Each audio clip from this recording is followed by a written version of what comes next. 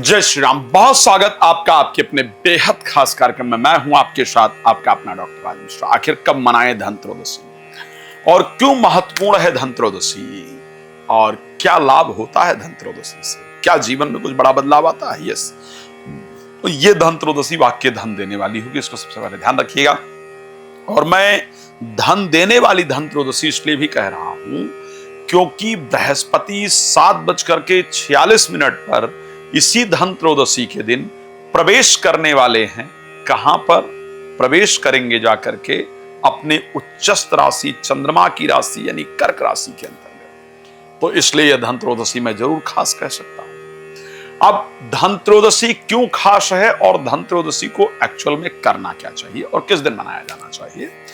धनत्रयोदशी 18 तारीख को मनाई जाएगी। अब कुछ लोग इस पर प्रश्न कर सकते हैं, 12:20 पर त्रयोदशी तिथि प्रारंभ होगी कि भाई ये तो उदया तिथि में है नहीं, फिर 18 तारीख को धनत्रयोदशी कैसे? तो मैं उस विषय को भी पूरी तरीके से क्लियर करूंगा। लेकिन आप लोग जानते ही हैं कि मैं दीपावली पूजा आपकी स्वयं कराने जा रहा हूं। तो यदि आप भी चाहते हैं कि मैं आपकी दीपावली पूजा कराऊं तो ऐसे परिस्थिति में आप कॉल कर सकते हैं और कॉल करके सामग्री वगैरह जो दीपावली पूजन का है वो आप प्राप्त कर सकते हैं और मेरे साथ कनेक्ट हो सकते हैं। दीपावली की रात्रि मैं ऑनलाइन आपके साथ कनेक्ट होकर के आपका पूजन कराऊंगा। तो क्यों धनत्रयोदशी 18 तारीख को मनाई जाए, उसके पीछे का कारण क्या है, मैं चाहता हूं कि सबसे पहले उसको आप सबको क्लियर कर दिया जाए। धनत्रयोदशी को क्या हुआ था? धनत्रयोदशी वो तिथि है जिस दिन लक्ष्मी जी का प्रादुर्भाव हुआ, जिस दिन लक्ष्मी जी का प्राकट्य हुआ था। धनत्रयोदशी वो तिथि है, लक्ष्मी जी के प्राकट्य का जो प्रोसेस है मैं कह सकता हूं वो प्रारंभ हुआ था। धनत्रयोदशी वो तिथि है जिस दिन भगवान विष्णु स्वयं ऋषि धन्वंतरी का स्वरूप धारण करके अमृत का कलश लेकर के, जिस अमृत कलश को पान करके देवता अमृत को प्राप्त हो गए, वो अमृत का कलश लेकर के भगवान विष्णु स्वयं धन्वंतरी ऋषि बनकर के आए थे। अब आप सोचिए, और एक धनत्रयोदशी को लेकर के बहुत बड़ा विषय है। धनत्रयोदशी के दिन हम घर की स्वच्छता के लिए, भगवान राम को आना है दीपावली को, भाई ये माना जाता है कि दीपावली को भगवान राम का आगमन हुआ। अब धनत्रयोदशी के दिन हम सामग्री, धनत्रयोदशी वो दिन है जब हनुमान जी ने आकर के संदेश सुनाया था भरत जी को कि भगवान आने वाले हैं। तो जब संदेश सुनाया कि भगवान आने वाले हैं तो लोगों ने अपने घर की सफाई करनी शुरू कर दी, घर को सुंदर बनाना शुरू कर दिया। बंदनवार पताका केतु सबिन बनाए मंगल हेतु। उसी के दिन मंगलता का जो कार्य है वो अवध में प्रारंभ हो। तो धनत्रयोदशी बहुत सारे दिनों में खास है। एक तो हनुमान जी का संदेश, ये खास है। दूसरा भगवान धन्वंतरी ऋषि का प्राकट्य, ये खास है।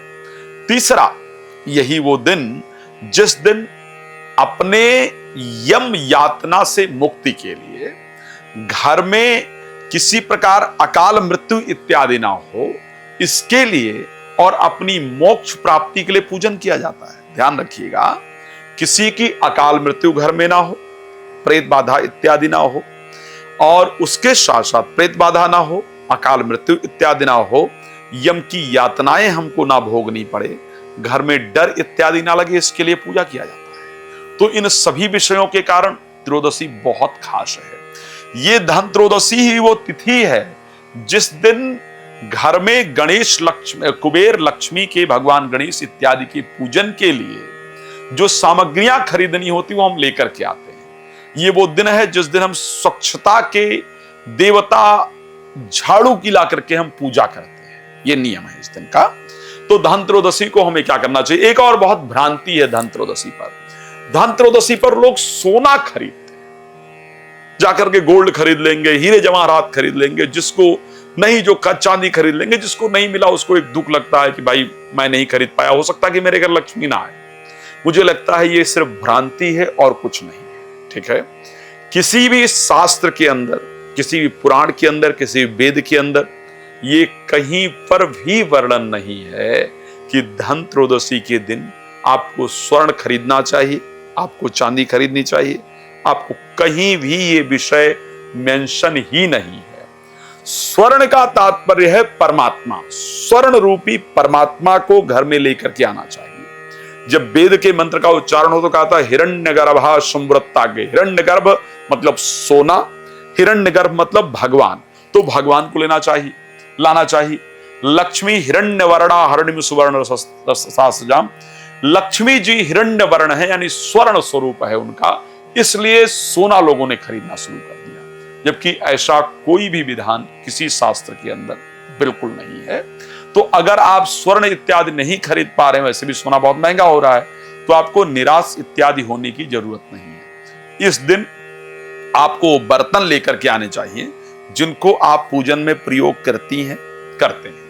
इस दिन से आपको घर की स्वच्छता सफाई प्रारंभ कर देनी चाहिए। घर की सफाई के लिए आपको पूरा सामग्री इत्यादि लेकर के आना चाहिए। झाड़ू पोछा जो भी घर के सफाई का सामान है उस दिन ये लेके आना चाहिए। इस दिन सायंकाल में सफाई करके एक कलश में चावल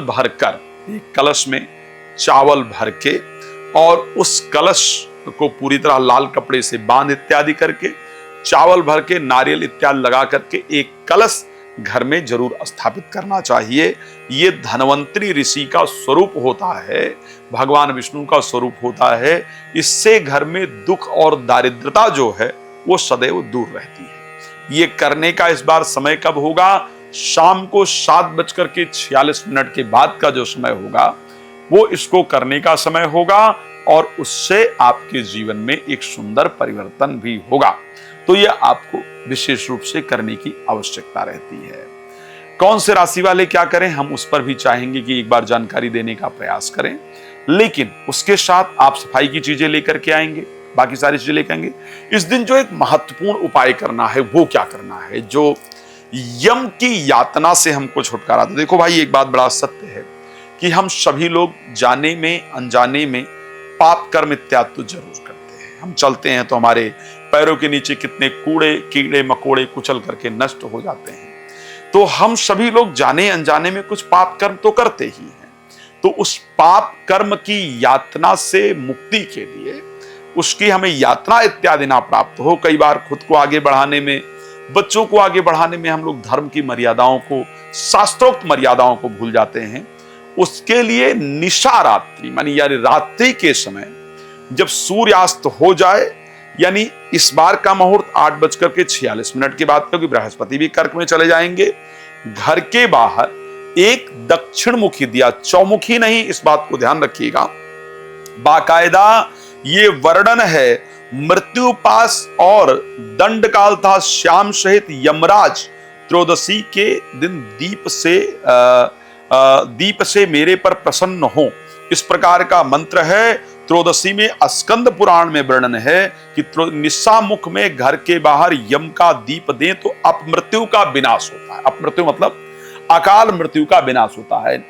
निर्णय सिंधु में लिखा है कार्तिकस्यासिते पक्षे त्रयोदश्याम निशा मुखे यमदीपम बहिर्दद्यात् अपमृत्यु विनश्यति, यानी अपमृत्यु का विनाश हो जाता है।